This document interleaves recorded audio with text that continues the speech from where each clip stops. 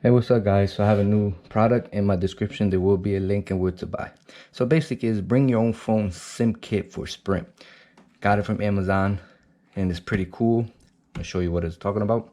So you can switch today. Basically you have to go to this website to see if your phone is compatible before you buy the SIM card kit.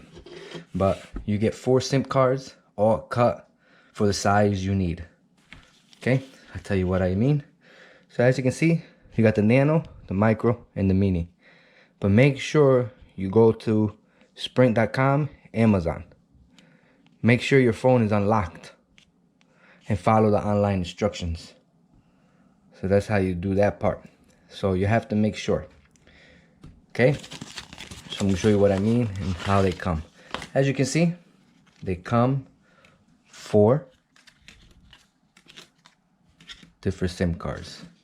And the pretty cool thing about it, you have them there. All you have to do